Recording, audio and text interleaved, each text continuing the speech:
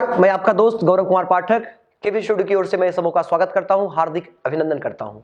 आज हमारे इस स्टूडियो में हमारे जिले के एक ऐसे शिक्षक हैं जिन्होंने शिक्षा के क्षेत्र में एक अलग पहचान बनाई है और आज इनके छात्र दीप्तमान होकर अलग अलग क्षेत्रों में चमक रहे हैं। जी हाँ, हम बात कर रहे हैं बेगूसराय के फेमस फिजिक्स के टीचर SK चौधरी सर का, जो आज हमारे साथ हैं। तो आइए इनसे मिलते हैं और सुनते हैं इनकी सफलता की कहानी इनकी जुबानी। सर्वप्रथम हमारे स्टूडियो में सर आप आए हैं, आपका बहुत बहुत आभार, बहुत बहुत स्वागत है sir. Thank you Gaurav ji and thank you doctor Roshan and whole KV studio teams. Thank you मुझे जैसे टीचर को एक इतने बड़े प्लेटफॉर्म देने के लिए thank you, thanks a lot. बहुत बहुत धन्यवाद सर आपका। सर, आज शिक्षा के क्षेत्र में बेगूसराय में आपने एक अलग पहचान बनाई है। मैं चाहूँगा जो दर्शक आपको यहाँ से देख पा रहे हैं, सुन पा रहे हैं, उनसे अपना परिचय साझा करें। ओके, तो मेरा नाम इंजीनियर SK चौधरी है। मैं 2013 से बेगूसराय में फिजिक्स स्टार्टअप किया हूँ, फिजिक्स इंस्टीट्यूट स्टार्ट किया हूँ।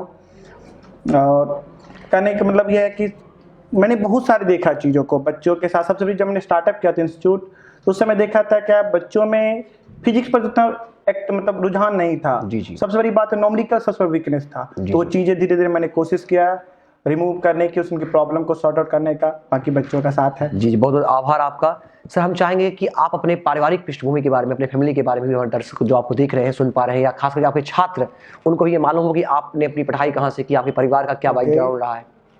तो सबसे पहले मेरी भी पढ़ाई गांव से हुई है। बीरपुर के बगल में एक छोटा सा गांव है बरेपुरा, जी आप जानते होंगे। तो क्लास 7 तक पढ़ाई बरेपुरा स्कूल से हुई। देन 8, 9, 10 मैंने कोलियट स्कूल से किया।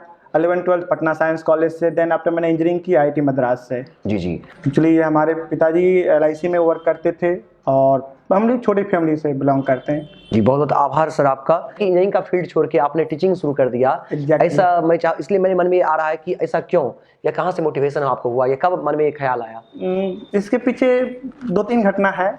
एक्चुअली जब मैं स्टडी करता था, आनंद सर, क्या मेरी मैथ पढ़ाई आनंद सर हुई, जिन पे सुपर 30 मूवी आई है, आप जानते ही होंगे।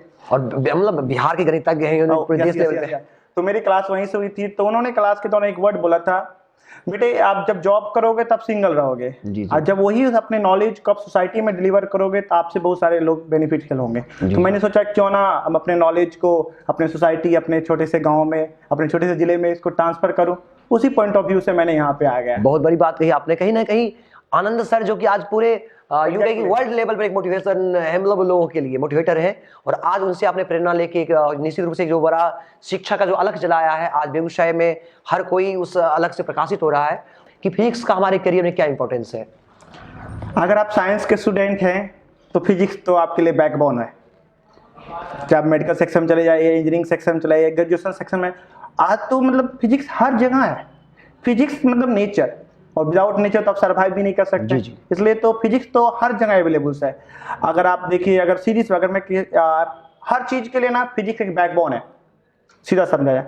आप इंजीनियरिंग सेक्शन में जाते हो, विदाउट फिजिक्स अनपॉसिबल। आज जो हमारी और आपकी कन्वर्सेशन हो रही है, जिस इंस्ट्रूमेंट के हेल्प से हो रही है, ये भी तो फिजिक्स की देन है। जी बिल्कुल। तो फिजिक्स तो हर जगह है। सर, आपसे एक प्रश्न पूछना चाहेंगे हम कि बच्चों में खासकर देखा जाता है कि फिजिक्स को लेकर एक डर सा बना हुआ रहता है। Exactly. ठीक है, और खासकर जिसका आपने जिक्र भी किया न्यूमेरिकल को लेकर तो हम चाहेंगे कि सर इसका क्या कारण है। सर देखिए, फिजिक्स लोग आजकल थ्योरेटिकल सब्जेक्ट मान लिए, बट एक्चुअल में फिजिक्स थ्योरेटिकल सब्जेक्ट नहीं है। फिजिक्स को आज लोग हिस्ट्री की सबक तरह पढ़ रहे हैं, ज्योग्राफी की तरह पढ़ रहे हैं, बट वो फिजिक्स है ही नहीं। फिजिक्स को आपको कंसेप्ट पे एप्लीकेशंस आपको करने पड़ेंगे, न्यूमेरिकल एनालिसिस करने पड़ेंगे। विदाउट न्यूमेरिकल आप फिजिक्स हो ही नहीं सकता। और आज बच्चों प्रैक्टिस नहीं करना चाह रहे, और प्रैक्टिस नहीं आने कारण न्यूमेरिकल वीक है, और न्यूमेरिकल वीक मतलब फिजिक्स वीक। सर, जब फिजिक्स बच्चों का वीक है, मेरा ये कहना है आपसे, मैं चूंकि आज एक टीचर आप यहाँ से हैं, हमारे साथ विचार साझा कर रहे हैं, और बहुत सारे बच्चे यहाँ से देख पा रहे होंगे, पेरेंट्स उनके देख पा रहे होंगे, तो फिजिक्स को कैसे आसान तरीके से, यानी खेल खेल में उनको सुलभ बनाया जाए, कैसे बच्चों के कॉन्सेप्ट क्लियर हो फिजिक्स को लेकर, मैं चाहूंगा उनके ये देखिए, कॉन्सेप्ट क्लियर करने से पहले मैं 3 वर्ड आपको बताना चाहूंगा। फिजिक्स, P फॉर फिजिक्स जिसको बोलते हैं, P फॉर पैसेंस। जी जी। फिजिक्स के पढ़ने से पहले आपको पैसेंस रखना पड़ेगा। आप ये मैथ की तरह या केमिस्ट्री की तरह इसको फिजिक्स ट्रीट नहीं कर सकते हो। बच्चे होते हैं क्या, मैथ में होता है क्या, चलो ये फार्मूला इसको अप्लाई करो, क्वेश्चन सॉल्व कर लो। फिजिक्स में आपको पैसेंस रखना पड़ेगा, आपके कंसेप्ट के साथ उसको पैसेंस रखना पड़ेगा, तो प्रैक्टिस करना पड़ेगा। बच्चे में ना तो पैसेंस है आज के समय बच्चों में, ना प्रैक्टिस है। ये दोनों के लैगिंग होने के कारण ये फिजिक्स सबसे बड़ा कमजोर हो जाता है। और ये दोनों चीज अगर स्ट्रॉन्ग कर लें बच्चे, पैसेंस रखेंगे, प्रैक्टिस करते रहेंगे, फिजिक्स उनका स्ट्रॉन्ग हो जाएगा। जी बहुत बहुत धन्यवाद सर आपका। हम चाहेंगे सर कि इस बार जो बिहार बोर्ड का 12th का एग्जाम बहुत पास है, और जो भी बच्चे आपको यहाँ से देख पा रहे, सुन पा रहे, जो इस बार बिहार बोर्ड के 12th बोर्ड का एग्जाम दे रहे हैं, तो उन्हें एज ए टीचर आप क्या सजेस्ट करना चाहेंगे ताकि कम समय में उनकी अच्छे अंक आए? देखिए, अब तो काफ़ी कम टाइम बचा है। बच्चों को मैं एक ही चीज़ बोलूँगा, इस टाइम पे क्वेश्चंस पे एक रिवीजन कर ले। बिहार बोर्ड ने जो मॉडल सेट लॉन्च किए उन्होंने प्रैक्टिस कर ले। दूसरी बात, प्रेशर ना ले।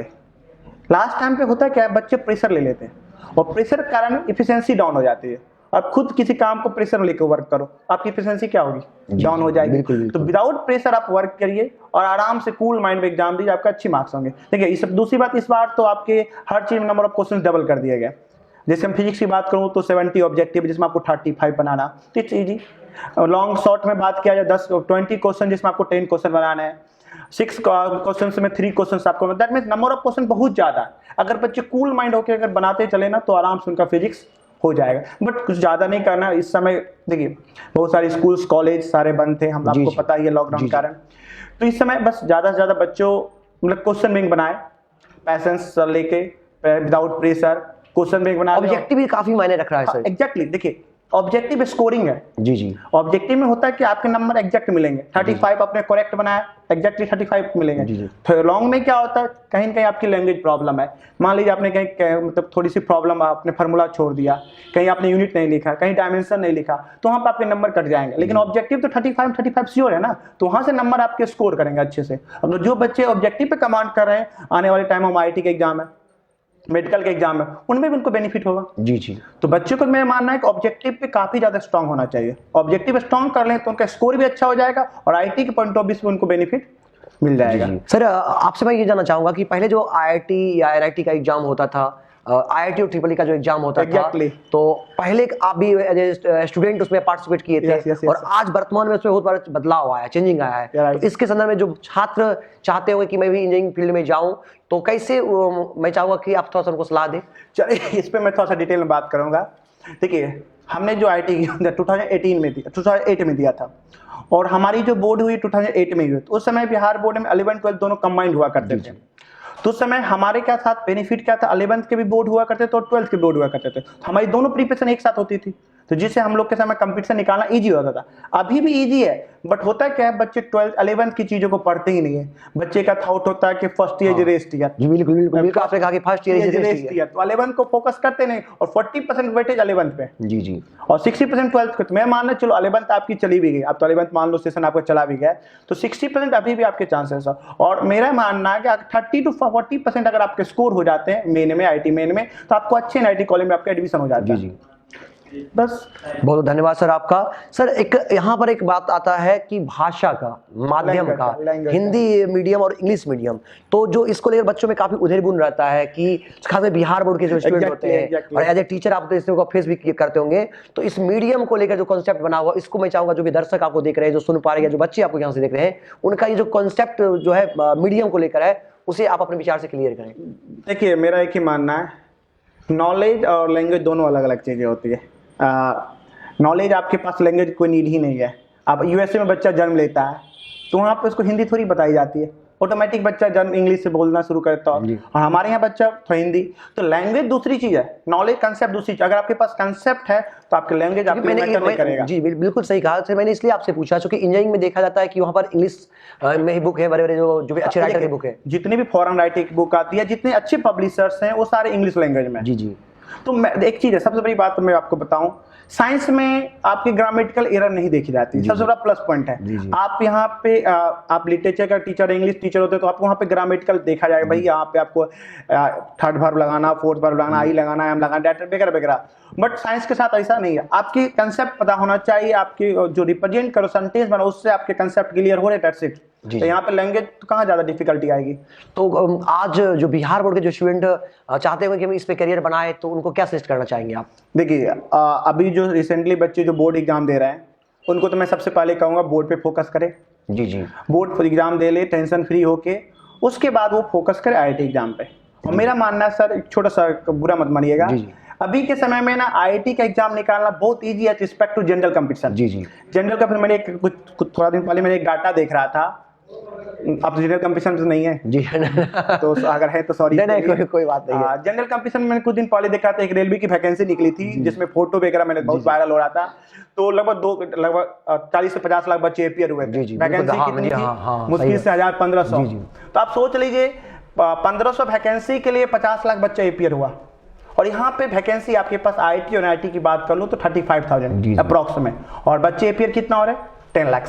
10 लाख में से अगर आपकी 50 से वैकेंसी है तो कौन बेटर है? जी जी बिल्कुल, कौन निकालना ईजी है? आईटी निकालना ईजी। दूसरी बात, जनरल कंपटीशन में आपको मेरा मानना नर्सरी क्लास से लेकर अप टू कोई लिमिट ही नहीं है। ग्रेजुएशन, और यहाँ पे सिलेबस लिमिट, सिलेबस का वो लिमिट है। दूसरी बात, यहाँ पे सिर्फ 11-12, तो सिलेबस पॉइंट ऑफ व्यू देखा जाए तो भी इंजीनियरिंग ईजी है। दूसरी कंसेप्ट आपको देखा जाए तो एज का, जनरल कंपटीशन में अप टू 35 ईयर तक आप एग्जाम दे सकते हैं। That means me and my equivalent पापा।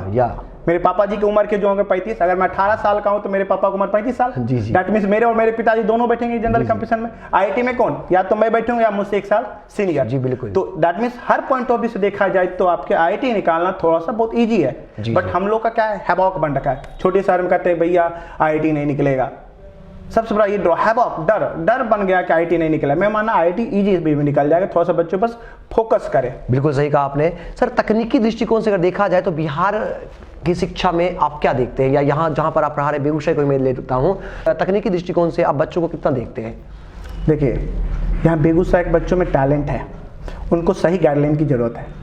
और देखिएगा, एक तो हमारा बिहार है, हम लोग बिहारी हैं, मैथमेटिक्स हम लोग का तो स्ट्रॉन्ग है जी, पूरे हर जगह फेमस है, हर जगह फेमस है। हम लोग कहीं कहीं अगर बैक होते हैं तो लैग करते हैं इंग्लिश लैंग्वेज का मेन है। तो मेरा मानना टेक्निकली बहुत स्ट्रॉन्ग है। और आप चले जाइए ऑल ओवर इंडिया, कहीं भी चले जाइए आप, ऐसा कोई इंजीनियरिंग कॉलेज में चले जाइए, हर जगह बिहारी है। टेक्निकली बहुत स्ट्रॉन्ग है। बट हमारे बस थोड़ा सा इसमें मैं गवर्नमेंट का ड्रॉबैक बोलूंगा, जो हम लोग को प्लेटफॉर्म नहीं दे पा रहे, यूथ को प्लेटफॉर्म नहीं दे पा रहे। जी शुरू से हम लोग इंग्लिश को कंपलसरी नहीं समझते। नहीं कम, आप देखिए 10th में आप इंग्लिश में बोलते हो, फेल भी हो जाए पास भी हो जाए कोई जरूरी नहीं है। और आप वही 12th में आते बोलते हो भैया 100 का आपको पेपर देना है, कंपलसरी है। तो कैसे होगा?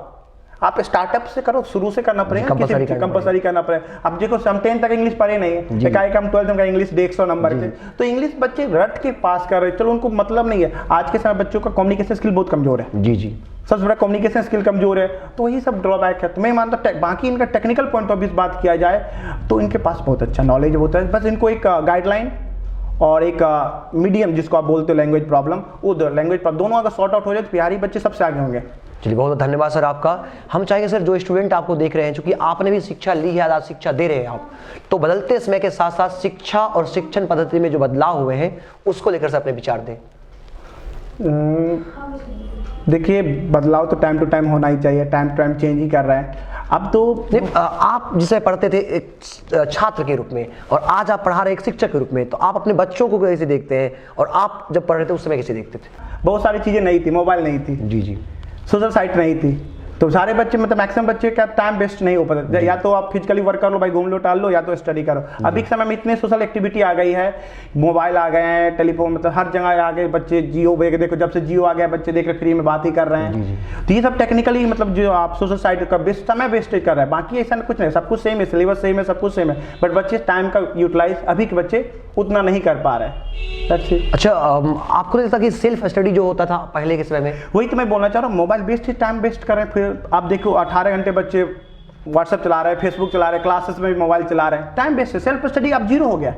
पहले के समय दो ही हम लोग क्या करते, या तो घूम लो टहल लो, थोड़ा सा आगे शॉपिंग वॉपिंग जो भी करना कर लो, उसके बाद स्टडी करो। अभी क्या है, चलो घर में भी बैठे हुए दिन भर मोबाइल चला रहे हैं, और ये जियो वाला सिस्टम आ गया भैया, फ्री में एक बार रिचार्ज करा लो, 3 महीने का जो भी सीन है वो चल ही रहा है। तो इससे बस ये सब चीजें, बच्चे सेल्फ स्टडी कर ही नहीं रहे। अच्छा, बिल्कुल सही कहा आपने। बच्चों को कहीं ना कहीं सोशल मीडिया का जो मिसयूज ज्यादा हो गया है। एग्जैक्टली मिसयूज हो रहा है। अच्छा, हम आपसे ये जानना चाहेंगे कि एज ए टीचर, जो पेरेंट्स आपको यहाँ से देख पा रहे हैं, सुन पा रहे हैं, बच्चों के पेरेंट्स से आप क्या सजेस्ट करना चाहेंगे उन्हें? देखिए, मैं सीधी सी बात, बच्चों को आप कंट्रोल ना करो, लेकिन हाँ उस पर ऑब्जर्व करते रहो।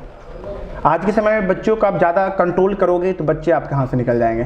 तो मैं सारे पेरेंट्स एक ही बोलूँगा, आप ज़्यादा कंट्रोल मत करो, लेकिन ऑब्जर्वेशन में जरूर रखिए आपके बच्चे कहाँ जा रहे हैं, क्या कर रहे हैं। क्योंकि आज के समय देखिए बहुत सारे बच्चे हमारे आ रहे हैं, हमारे यहाँ पढ़ने आ रहे हैं, उनके पेरेंट्स आज तक मिलने नहीं आए। अब ये बताइए, उनके बच्चे कहीं इधर उधर कर रहे हैं, हम किसको फीडबैक दूँ? बिल्कुल। आज तक गार्जियन क्या उनका क्या इंटरेस्ट ही नहीं ले, सबसे बड़ी बात है कि उनका क्या फीडबैक है? गार्जियन इंटरेस्ट ही नहीं ले रहा। आपके बच्चे उनका रिपोर्ट कार्ड किससे शेयर किया जाए? किससे शेयर? आप देखिए, उतना तो हमारे पास टाइम नहीं कि मैं आपके बच्चों से आपके नंबर लेके कॉल करूं। आपको इंटरेस्ट, देखिए आपके बच्चे, आपको इंटरेस्ट लेना पड़ेगा। अभी एक समय में मतलब गार्जियन सोचते हैं कि चलो पैसा दे दिया, ट्यूशन लगा दिया, बच्चा पढ़ ले। नहीं, अभी आपको अभी इन्वेस्टमेंट करना पड़ेगा अपना टाइम। गार्जियन करते ही नहीं है। और आज तक मुझे याद है 100 में से 1 या 2 गार्जियन आते हैं जो हमसे इंक्वायरी करते हैं अपने बच्चों के बारे में। जब आप बच्चों में इंटरेस्ट नहीं ले रहे हो, सिर्फ पैसे मायने नहीं रखते, आपके समय में टाइम भी मायने रखता है। बहुत सुंदर। मतलब आपको अपने बच्चे के बारे में ऑब्जर्व करना है और कहीं ना कहीं अपने टीचर से मीटिंग करना हो। Exactly। और कहीं कन्वर्सेशन करके उससे अपने बच्चे के बारे में जाने, फीडबैक ले आप, तो आइए आप उस प्रॉब्लम को रिमूव करोगे ना। बिल्कुल सही बच्चे कहा। आप सिर्फ आपके बहुत बड़े बिजनेसमैन, मान लो आपके बच्चे घर पे सिर्फ स्टडी कर ही नहीं रहे, हम तो आपके लिए बच्चे को 45 मिनट देते हैं। जी बिल्कुल सही कहा। आपके सिर्फ स्टडी करेगा नहीं बच्चा, हम उसमें कुछ नहीं कर सकते, उसमें टीचर कुछ नहीं कर सकता सर। इसमें पूरे देखिए, और एक सक्सेसफुल स्टूडेंट के पीछे उसके पेरेंट का ही हाथ होता है। ये बहुत बड़ी बात कही आपने सर। आज आपने हमारे साथ इस स्टूडियो में अपने विचार साझा किए, मुझे काफी अच्छा लगा। मैं पुनः अपनी टीम की ओर से आपका बहुत आभार, बहुत धन्यवाद करता हूँ। मैं चाहूंगा कि आगे भी जब भी हमारे स्टूडियो को आपके विचार की जरूरत पड़े तो आप हमारे साथ इस स्टूडियो में अपने विचार साझा करें। और बहुत बहुत धन्यवाद पुनः एक बार। Again, thank you, Dr. Roshan sir and whole KB studio team के मेंबर जितने भी हैं, आपको मैं तरफ से थैंक्स अ लॉट। और आपने जो ये वर्क कर रहे हो, एक बहुत अच्छी वर्क है। मेरा मानना है कि ये बेगूसराय में स्टार्टअप हुआ है और इसको आप आगे लेके चलिए। मेरी शुभकामना ये की चीज और आगे तेजी से बढ़े, और जितनी तेजी से ये बढ़ेगी हमारा बेगूसराय भी, अभी तो बेगूसराय के लोग बहुत कम ही नाम जानते हैं, बरौनी का नाम ज्यादा जानते हैं, बरौनी रिफाइनरी के नाम से। मैं जो मानना है कि इसी केबी स्टूडियो के माध्यम से मेरा बेगूसराय थोड़ा ज्यादा हाईलाइटेड हो। बहुत धन्यवाद सर। Thank you.